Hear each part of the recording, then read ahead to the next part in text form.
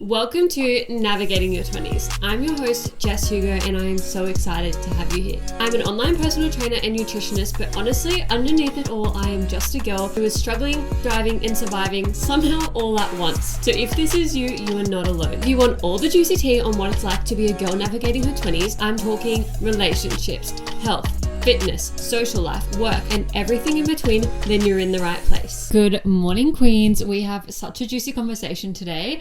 First of all, we've got the heat pack, we've got the matching set. My phone is sweating in my pocket. She's going out. I don't know if you can see as well. We've got Lulu here joining us. So if you're like, why is she sitting on the side of the chair? Someone is taking up 50% of the chair and it is not me. Anyway, welcome back to Navigating Your 20s. I'm so excited to have this conversation because I've been spending a lot of time reading a few different self-help books. I went to the library, I got a bunch. Actually, I had to wait on hold for them. Don't know who's put in all the books. Oh, here she goes. There, hi. She moved over for me. She was like, your ass is too fat. Anyway, fat meaning PH fat, like PHAT fat. Okay. Anyway.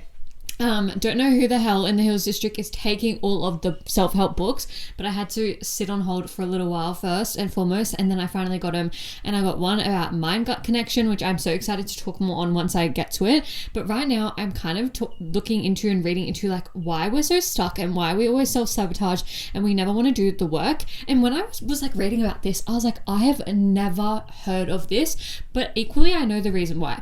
I kind of hate, or I used to hate at least, or I've branded myself to hate reading self-help books only because I find them hard to read, meaning like not the words are hard, or I just find them hard to get through. And I think I kind of had a epiphany the other day, and it's so lame, but I was like, the reason you're struggling to get through them is because you don't want to read the stuff you already know, and you don't want to read stuff you don't care about. But then traditionally you read every single page of a book, of course, like you want to, you want to understand the plot, you're reading every single page. But like I was like, wait, it's actually okay to skip bits that I already know, and if I'm not really interested in it, I can kind of gloss over it, and that is helping me get through the book, because I was like, wait, there is no like rule book with this. I can kind of read it however I want. But self-sabotage is something I see come up so often, and it's so interesting to talk on, and I want to get into it. But first, like, what is going on with me lately? I actually kind of reflected on this last night. I was like, oh my gosh, I feel like my mind feels so full. I always have 101 things to talk about all the time. I'm a fucking serial yapper. If you're inside my world, you know that I never shut the fuck up, but I always get to the point. You know when you have that friend that's like telling a story and they go from topic to topic to topic, and it's like it never like lines up and it's the world's longest story? I feel like that could be me, but I always remember what I was talking about and I always circle back. Why is self-sabotage coming up for me? I think it's because I've been doing my cut. I've been doing well. I've been going away, all of these things, and I've just been committing to a lot, and I've been like really planning ahead in business, in life, and I'm like, low-key, you're going to understand this if you're a business owner, or if you've ever thought about doing a business, or if you have like family that own a business and you've just kind of been inside that world. You're always planning ahead, and sometimes it's so hard to be in like the present moment and focus on the present moment.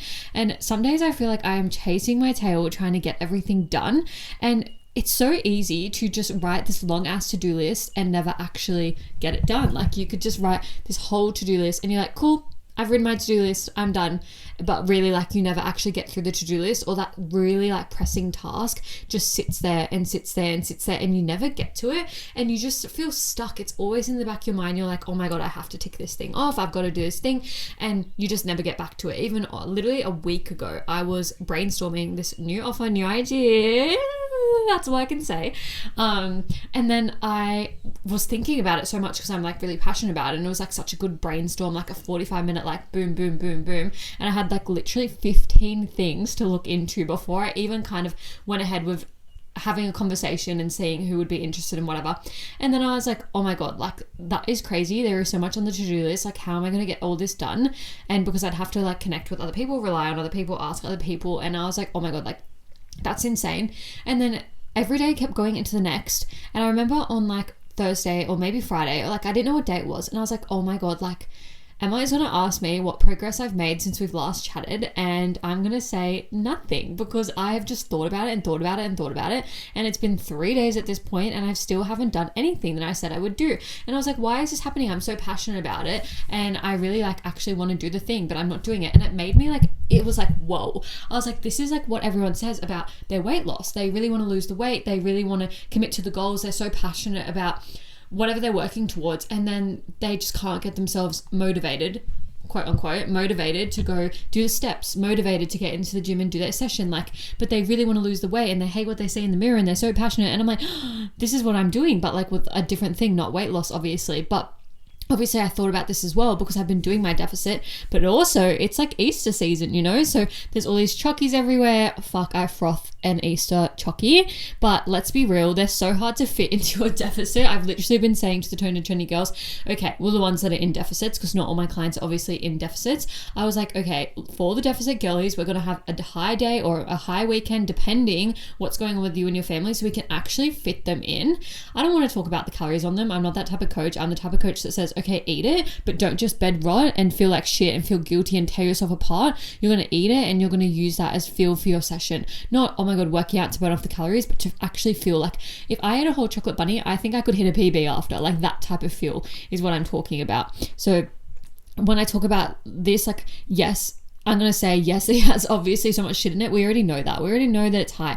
But how can we actually utilize that to not stay stuck in that guilty mindset and that mentality, and actually utilize it to, you know, do the most? So anyway, we're still not, like, Easter is like, it's Easter season, and I'm like, oh, why can't I just eat them like on Easter day? Like, I've been holding off. Okay, I have a chocolate bunny in the fridge. By the time you're listening to this, Easter would have passed, but we're almost at Easter. I have a chocolate bunny in the fridge and I have been doing really good not to eat it, but I could so go and eat the whole entire thing. But I'm like a 0 to 100. I will eat the whole thing in a day, just because that shit's so yum, and it happens once a year, and then they're going to be fucking gone, and then I'm going to be like miserable that I didn't take more advantage of the hot cross buns. Especially, I actually realized, I had a lot of realizations, okay, fucking hell. I realized yesterday that I have not been taking advantage of the hot cross buns. I was like to my partner, I have not even got like one good bakery hot cross bun, and he was like, you have? And I was like, no, I haven't. And I'm going to do a breakdown. I got a Biscoff hot cross bun from like a local bakery. Firstly, actually, I went to get them and they're like, you can only buy it in a 6-pack. And I was like, what the actual fuck? Like, it's a bakery. You have loose items. Like, that's what a bakery is. You go and get like a croissant and you don't get forced into getting a 6-pack. If I wanted a 6-pack, I'd go to fucking Woolies, mate. Like, seriously, don't even know if I like it. I'm not buying 6. And then my mum went and got it, and it was fucking 10 out of 10. It was like dripping in Biscoff. It was like the best thing ever. And I was like, oh my God, FOMO, because she like brought home like half, and I was like, I want a whole one. Like, I'm that bitch. And so I went to the bakery and went and got one another time. And they were doing single ones, by the way, fuckers. So like, they obviously just fuckers, because my mum got a single one. Anyway, and then I got it, and oh my God, it wasn't even filled. I actually videoed it to do a cross section and be like, oh wow, and be like, oh my God, guys, look at this fucking hot cross bun. And it was actually pathetic. I sent my mum a photo. They didn't even fill it at all. And my mum was like, oh my God, you need to complain. And I was like, no, I'm just like not going to support them. Like, fuck off. So then I decided, fuck them. I've had some from Baker's Delight. They slap, but they're not the same level. They're a bit small. They're cheap. They're like $2. So they are a bit small, and they just don't hit in the same way. I went to get a chocolate one the other day and they sold out. So then I got apple and cinnamon. Still good. It just doesn't hit. It's not giving bakery. It's not giving patisserie, sweet treat. And I was like, oh my God, like, what? I'm really going on the rant. I'm sorry. I'll wrap it up soon. Fucking hell. I hope you're enjoying this conversation. But I was like, oh my God, I need to try something good. And then I started looking it up last night. Oh, actually, I skipped one. I had a Nutella one. Oh, I go through phases with Nutella. Sometimes, like last year, I was fucking up the Nutella hot cross buns. This year, I'm like, oh, it's giving too nutty. I'm not a massive Nutella fan. I go through phases. So yeah, I didn't love it. Then they did a Tim Tam one, and I did not like that. Then my partner got a fruit one, and I'm like, fruit's so boring. So then I got a chocolate one from Woolies. Fuck, it's making me sound like I've got shares in the hot cross buns. Anyway, and then they were shit. They were so dry, and I was like, I've been having such bad hot cross bun experiences. There's only a couple more days left until I won't be able to get them anymore. I know I can bake them, but it's a lot of fucking effort. And I was like, where can I go? And I started looking up like best hot cross buns in Sydney and everything like that. And there's a bunch in the city, but like this week is going to be like the busiest week ever. And I was like, fuck, am I even going to get a chance to go into the city for hot cross buns? And imagine I trek it all the way to the city, which is like over an hour for me, and they're shit. Like, do I just give up at this point? And I'm just like, why me? but not me like actually festering over this fucking hot cross bun. I want to actually get into the conversation. See what I mean? I can go on the tangent, but we're here for the vibes. So something I've been learning about is like kind of why we stay stuck and why we self-sabotage. And you could almost say it is self-sabotage that I'm literally planning to go get all these hot cross buns even though I'm in a cut phase, which you can do both. But equally, I always say if you go eat takeout, we don't have control over what they're putting in there, how they're actually making it. We don't actually 100% know what's inside it, so we can't 100% say we've hit our calories and we're in our deficit when we don't know for sure. So it's almost like a self-sabotage, and it's like, why am I doing this? What is happening? Obviously it's Easter as well, but why is this kind of like going on? And I'm going to talk about it in a fitness sense, but also like just in a life sense. And when I read this and was reading about this, I was like, this is fucking insane. I have to share it. How have I never heard of it? You are sabotaging everything in your life, whether that's consciously or subconsciously. And I know what you're thinking, like, what do you mean? Like, I know when I'm self-sabotaging. No, you don't. There is something called secondary gain, and it's basically like a little reward in our brain, or a little like subconscious thought in our brain where we're actually excited to stay stuck in our shit. We actually want to feel like we want change. Externally, we're saying, oh my gosh, we want change. I want to change. I want to lose weight. I want to change jobs, whatever the thing is. But then behind the scenes, we're like, well, actually, I like being this way because I like wearing this oversized outfit, or this outfit fits me really well at this weight, or I can't be bothered like changing. Like we would just say random fucking shit to us, and it's basically like rewarding ourselves for staying stuck on our bullshit, making it even harder to change. So for example, like, I'm not going to go to the gym because it makes me really anxious and uncomfortable, and I don't really want to be anxious and uncomfortable today, so I'm just not going to go. But you want the dream body, but you want to lose weight, right? But then you're going to like reward yourself because you're like, oh, I did so good today because I made sure that I didn't make myself anxious and uncomfortable. Like I felt so good all day, haven't felt anxious all day, things like that. It's like when people have coffee in the morning before they eat anything, or even if they just have too much coffee and then they're like, this coffee's making me so anxious. You had the coffee because you want to feel anxious. It's like rewarding that bad behavior subconsciously. Like you're like, fuck yeah, like I feel anxious because I've had so much coffee today. I'm going to go like fucking talk about it. Like what? Another example is like, if you don't really like your job and you're really confused on your career path, you're not really sure if you're passionate about it, if you're enjoying it, all of the things, you just decide to stay stuck in that job because you don't want to go fail. You don't want to go and try new things. You're scared of actually being outside your comfort zone, being in a new role, meeting new people, all of the things. So you stay in that shit job. You stay in the shit job because you're so scared. And it's like that reward. You're like, well, I didn't feel scared. Like I feel really great now because I didn't make myself feel uncomfortable and scared. Like, come on. Another actual example, which is so, like, this makes so much sense. You're going to be like, whoa, when you are like sick, or maybe you've just gained a lot of weight and you're not looking after yourself. And the reason that's my example is because that used to be me. I was like 20 kilos heavier, as you know. I ate like shit. I always felt like shit. I didn't look after myself at all. I'd get sick quite often. I don't know if I've shared this on the podcast. I used to get like chronic tonsillitis. Surely I've shared it. Where I'm an oversharer, but I used to be sick like every fucking week. What did I do about it? Literally nothing, because I was so happy to be getting sympathy and being like, I'm so sick, like getting all this attention, being like, oh my God, like my tonsils, I'm so sick. Did I ever think maybe if I just cleaned up my health, I wouldn't be sick all the fucking time? No, because I actually enjoyed the secondary gain of complaining, and I enjoyed the secondary gain of getting the attention and getting, you know, all the like being looked after, getting fucking ice cream for fucking dinner because I couldn't swallow anything, you know what I mean? And it's like, this is hard because it's actually something that is holding us back from even discovering ourselves, transitioning into like a new role, making decisions, all of the things. And like, it's like a hidden pattern that you don't even realize is happening until it gets caught out. Like, I've been trying to like break apart everything in my life now and be like, where am I being stuck because I'm scared? And this actually could come back to the retreat. Remember, I was really scared about booking it. Maybe the intuition was about the cyclone though. Like, who knows? The jury's still out on that. But I was so scared about booking it because, oh, what if I'm, you know, like with girls that I don't get along with? Oh, what if there's food, because I'm a picky eater. What if there's food I don't like? Well, so fucking what, babe? You're just going to tell yourself, oh, I didn't go because I'm a picky eater. Yeah, like I didn't want to eat food I didn't like, or I didn't want to go hungry. Are you for real? Like, you're not going to go hungry, babe. You're just making that up as like oh, that's why. Like, you just want to be soothed with that fucking excuse, and it's actually insane to me. And I'm like, no, that's why this is the year of risk taking. And you know what? I'm calling myself out. Lately, I have been not even taking many risks. I've been a bit like lame. I've been such a loser lately. For no reason. Like I said, there's this thing I really want to do, and that is going to be a huge fucking risk. Like, it's insane. But I'm obviously acting scared because I haven't acted on it. As I said at the start, I've been kind of like, not resistant, but not even going back to it. Like, why am I doing that? I thought I was so fucking excited to do it.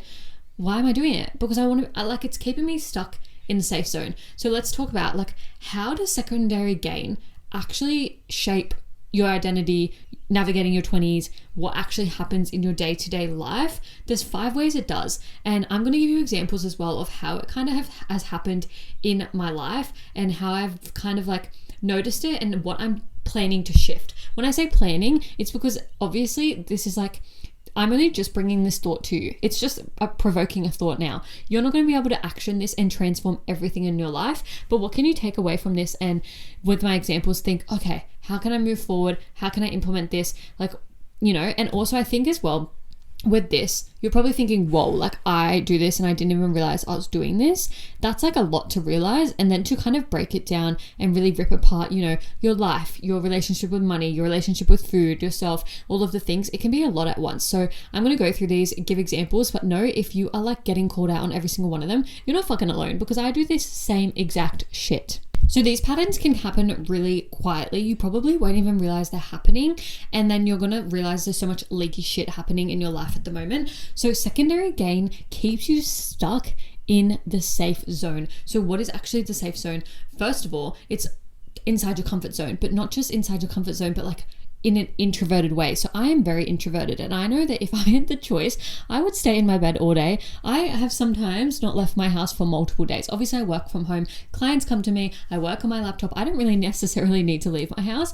I could stay home for days, and sometimes I have before, and it's been like 5 or 6 days, and I'll be like, oh my god, I haven't left the house all week, apart from like going for a walk in my street or whatever. Like I haven't left my street. Sometimes I haven't even left my suburb, and I'm like, that's insane. Why? Because it's my safe zone. And this is actually really, really important as well, because it's me clinging to what's kind of familiar and what I already know kind of like makes me happy, and I'm too scared to figure out what else makes me happy. So an example of this is like, as I said before, I have something exciting coming. I have something exciting that I want to do. There's something I want to launch, but like deep down I'm like, oh, like that's going to be scary. I don't know if the girls will want that. Like, I don't know how everyone's going to feel about that. Like, what's the outcome going to be? I'm not really sure what people are going to think. Clearly, I'm deep down scared of something, aka failure, scared of maybe it not like becoming exactly what I think it will be, or turning out to be something that I want it to be. And also I hate those bitches that say, I have something coming. I'm not going to say that. Like, there's something I want to do, but I don't have it coming. I haven't even started the ball rolling, and it's really for the end of the year and things like that. But like, I don't even want to say something's coming, because I'm like, oh, like what if it doesn't work out? And it's like a massive investment, and it's very scary. It's going to take a lot of time, money, pressure, all of the things. And that's exactly why we stay stuck. Like, I know I want to do this. It's been on my vision board. I've, mentioned I've wanted to do it forever, and I'm still too scared and worried about doing it. And it's like, you say you want to launch your business, you say you want to launch this thing, you want to do whatever, but then you stay stuck in the same place because it's predictable. You know who's going to be there. So if you're at like a certain workplace, we're talking about workplaces before, you know which staff are going to be at that workplace, or like, you know who you get along with, and you know the layout of the workplace, you know how easy it is to do the job role, and you know exactly what you need to do. And like, if you go start at a new place, you'll have to learn new systems, new roles, and meet new people, and it's actually like really scary, and you don't really have anyone there to hold your hand. So you're like, well, I'm just gonna stay exactly where I am because that's what I know. But then do you ever get to that point where you're like, oh my fucking god, my life is so mundane and boring. I've been doing the same shit day in, day out. Nothing lights me up. Nothing makes me happy. And I'm just feeling bored with my life. I feel like I'm wasting my life. I've had that before. I've felt that before. And it's because I wasn't making any moves to get outside of the safe zone. And this goes into so many factors. It shapes your relationships. So, you know, when you're staying like friends with the same girls all the time, and you hang out with the same girls all the time, even if they make you feel some type of way, even if when you hang out with them you literally feel miserable, you're getting ready to go out with them and you're like, oh my god, why am I going to this? I fucking hate it, because they're, you know, there's so much drama there. They talk shit about everyone. They make me unhappy. They judge me for my choices. And it's like, you just stay in that friendship group because you know it and it's comfortable. And, you know, how else do you make friends? I talk about this all the time. It is so hard making friends now because you never actually know. And like, I don't know if it's just where I live, but everyone kind of knows everyone. And I think people always kind of hold on to talking shit about everyone as well. So it's like, you could go somewhere and you could like meet someone who's new to you, but you've heard about them before, or you've heard things about them before, or they've pissed off your friend before, whatever the thing may be. And it makes it so hard to actually make new friendships. That sounds scary, doesn't it? So you're like, oh, well, that sounds so fucking scary. What if that happens? So I'm just going to stay in my comfort zone and stay friends with these bitches that I don't even fucking like. Or same with like boyfriends. You know, when you like break up with your boyfriend and, or you like whatever, so like your boyfriend breaks up with you, whatever, that relationship's done. You're like, ew, why did I do all that charity work with that man? Or woman, why did I stay with that man or woman for so fucking long? Like, the fuck? Like, I literally like, what was the point of that? And it's like, but when you're in the relationship, you thought, I'm going to stay because, like, even though I'm a bit unhappy, like, oh, we get to go out sometimes, like, we go on dates. Or even though I'm a bit unhappy, like, he makes me laugh sometimes. Or even though, you know, what? That is secondary gain. You're giving yourself all these comfortable reasons. Oh, I'm going to stay with him because, like, it's really chill. Like, we get to hang out on the weekends and it's really comfortable hanging out. Sorry? That does not sound like bad bitch navigating your 20s energy. Sorry? For some crusty, dusty man or woman. Again, I feel like it's so much easier to hate on men. I'm such a man hater. I'm like, fucking crusty, dusty men. So that's why I always give men as an example. But it's like, one of my friends, or she's actually a client, but I consider all my clients friends, is like, she has on one side of her family so much drama. And I think that's similar. It's similar to, I feel like every family, either all their family don't get along, or one side of the family get along, or whatever. Or even like in like personal relationships I have, like, their family, like, they just drain them. They make them like unhappy, yet they still go to all the family events. And I'm always like, why are you showing up? It is making you so like much more drained. It's making you angrier. It's making you more short-tempered. And like, I am not going to get treated like that. Or, you know, I'm not going to feel this type of way because you're getting treated, you know what I mean? Like, you go get treated like shit by your family and then you project it onto someone else. And so I'm always like, well, I'm not attending that, or I'm not going to this, and I'm not doing that, because like, I'm going to stand my ground and be like, I'm not fucking doing that. I'm not doing that. But you want to go because you want the secondary gain of being like, oh fuck, I hate them so much. Like, it's going to be predictable. It's going to be them starting drama all the time. It's going to be the same shit all the time, because you know that's the usual and that's your comfort zone. Like, you not find comfort in it, but you know like what's going to happen. You know exactly by turning up that there's going to be drama. You know that it's going to be like that sense of belonging. You know exactly what's going to be in there. Because if you didn't go and you went and did something else, whether it was make new friends, stay at home, whatever the fuck, you're going to have to face loneliness, or maybe uncomfortableness, like be in an uncomfortable phase trying to meet new people, or lonely at home doing nothing while all your family's getting together. Whereas I can't relate to that. I can't relate to that. I'm like, bitch, I want to stay in my bed. Fuck those people. But that means that at what cost? You're literally wasting your life going to these stupid things that don't even make you happy because you know that it's your comfort zone. And that's literally self-sabotage. You say you want so much more, babe. Like, you literally say you want so much more. You want to be the hottest version of yourself. You want to be the happiest version of yourself. You want to have those friendship groups. You want to travel the world, whatever the fucking thing is.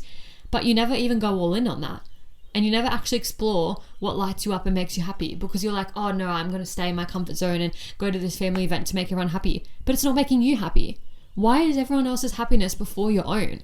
Like, that's actually insane to me. And I don't know if it's just like kind of the family I've grown up in and stuff, but if I'm not happy and I'm not liking it, I just don't do it. I'm just not interested. I'm not going.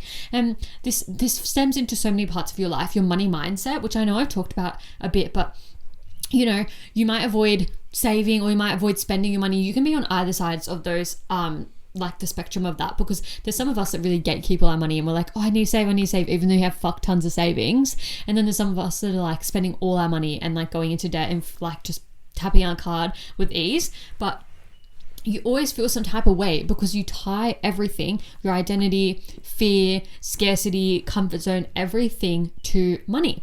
So for example, if you stay broke, stay in debt, have no money, you're needing support from others, you're feeling cared for, that's the secondary gain. Like being sick, you're like looking to get support from others, feel better like about yourself, have people look after you. That happens when you're broke. You know that when you feel broke, you can kind of like ask someone or maybe have someone feel sorry for you. You know what I mean? So that's the secondary gain. That's how we're actually self-sabotaging ourself.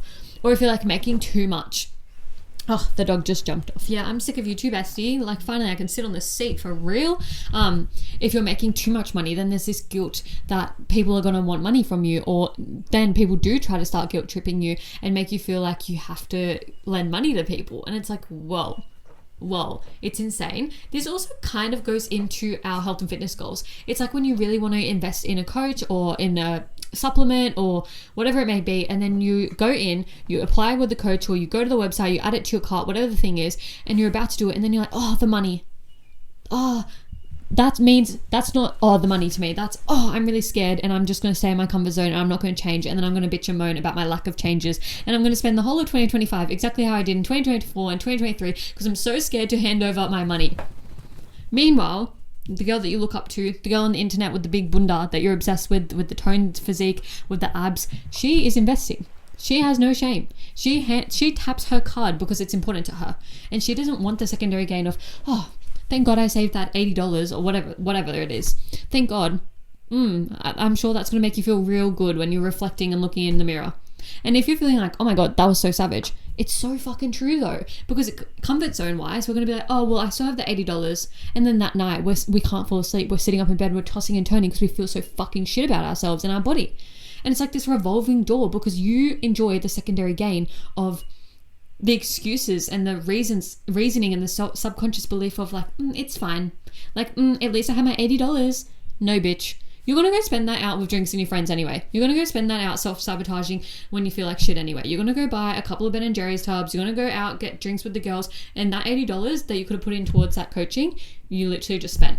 By the way, $80, I don't know why I keep using that as my example. I don't know how much people are charging fucking hell, but you know what I'm saying. I think $80 is just like a good ballpark number because sometimes my partner and I go out to dinner and it'll be like over $100 just for our 2 meals, and I don't even drink. And sometimes he might get like 1 beer. And I'm like, how did it get that expensive? Like hashtag cost of living. But also we're all complaining about we don't want to put $100 into getting coaching, supplements, whatever the fucking thing may be. But we'll spend $100 on one dinner. That probably wasn't even that good of an experience anyway. Let's be fucking real. Anyway, going into the self-sabotaging of health and fitness goals. For example, you might subconsciously, and I know I kind of gave this example before, so I'm going to go over it really, really quick, where you might want to skip the workouts because you know it's going to be anxiety inducing. You might not want to go, not because you're lazy, but because consistency means you actually have to show up for yourself every single day. Consistency means that you can't really it's fucking raining, I can't be bothered, or I've had a big day at work. Like, you know that when you're being consistent, you can't let those things win. So you're unconsciously wanting to find excuses and secondary gain of what can the benefit be to not show up. So you're like, oh, well, I don't want to show up because it's going to be really busy. I might run into my friend, Tom, Dick, Harry, whoever the fuck, and then I'm going to be there for hours and hours. Or I don't know, my legs feel a little bit tired. So I got my period like a couple days ago. So that's why you're not changing, because you're avoiding change. You're avoiding commitment. You're avoiding doing the fucking damn thing. And failure is too painful. Failure actually slaps you in the face. But what does not going mean? You didn't fail because you just didn't go. So you didn't even get a chance. So you couldn't have even failed. See what I mean? This is like the internal dialogue actually excusing yourself for not showing up. And this like actually clouds everything in your 20s because it's protecting you from failure, rejection, being outside your comfort zone, risk taking. This is like, I can't believe I didn't know what this was because I said this year I wanted it to be the year of risk taking. I didn't even know this was a thing that actually holds you back from going balls to the wall. It holds you back from being at your full potential, being completely fucking sending it. And I get it. We're not ready. It's so scary. Every day I learn new things about myself, what I want to do in life, all of the things. I'm like, this is like scary. I feel like even me a couple months ago versus me now is like so different. And it's so crazy that things are changing so rapidly all the time like that. But call yourself out on it. Where are you letting yourself down by staying in your comfort zone, but not just staying in your comfort zone, feeling comfort from the excuses you have? And the excuses are the secondary gain. So next time you're like, I don't want to go to the gym because of XYZ, what are those reasons? And is that secondary gain or are they actually valid? Because 9 times out of 10, I bet the hardest thing for you is actually getting there. But once you're there, you're fine. I had this the other day. I didn't really want to go for my walk. I didn't actually realize I didn't want to go for my walk until I started my walk, because I planned to get up and get ready at 4 o'clock, get dressed for the walk. I fully got up at 4 o'clock, got dressed for the walk, put the harness on the dog. We went for the walk. I went out the door. I started walking, and then I was like, oh my God, I kind of don't want to be here. And it's because I didn't let my mindset win. I just did it. I was like robot. I was like in mode. Let's go, do this, do that, do that. And then once I actually like took a breath, like I got out there and I was like, oh, like done, ready, let's go. I was like, oh my God, I literally don't even want to be here right now. And it's because I didn't let the secondary gain win. So where is the secondary gain holding you back? Anyway, I've yapped your ear off. I feel like, oh my gosh, why was I so passionate? I need to relax a little bit. If you want to hear more, I feel like I gave a bit of like a voice memo live update in the broadcast on Instagram. So go check out the broadcast if you want to hear a bit more about my thoughts, feelings on it. Actually, I've been yapping for 30 minutes. Why did I feel like I was yapping so much longer? I don't even know. Yeah, that's literally all from me. I think, where are you letting yourself down? Where are you letting excuses win? And then where is it holding you back? Is there a new job offering that you're interested in? Is there, you know, a health and fitness goal that you're really wanting to go after? Like right now is like the perfect time. To be honest, it's winter. It's the perfect time to start getting like ready to look your best self for summer. I feel like everyone always talks about having like their hot girl summer, their hot girl era, like being in the hottest version of themselves. And they start like in September. And I'm like, bro, you need to start like now. You need to start April, May, like you need to start now, because summer comes around so quick. I literally looked at my retreat thing today and I'm going like so soon. And I was like, oh my God, how has it crept up that quick? I know when I had to rebook originally, I was like, that is so far away. And it just like this whole year is flying by, and it's like, where are you not living your life? And when I say live your life, you don't necessarily need to spend money. I literally went to the library, got a self-help book, started reflecting on areas in my life, and I'm planning to, this is what I mean. You plan to, you put it on your fucking to-do list, you never get down to it. But I'm planning to get a new notebook and start writing fresh thoughts, feelings, all of the things. And I've always been that person that's never really been able to stick to that. So I really want to do it, and I think I might like do it up. I think with these things, you need to like make it like, you have to make it as something that you actually desire picking up. So you need to design the cover. It needs to be a good notebook. Like I feel like you really need it to be like nice. Whereas if you just go get a random one from Kmart, like it just gets put in the mix. Like that's my opinion on it. And I think that's why I've never stuck to it. Like anytime I've tried to journal and stuff, I'll do it here and there, but I never do it every single day. I'm envious of the girls that wake up every single morning and journal. Some mornings I'm like rushing to go whatever and do the things. Excuses. I could wake up 10 minutes earlier. Like seriously, we don't even want to hear it.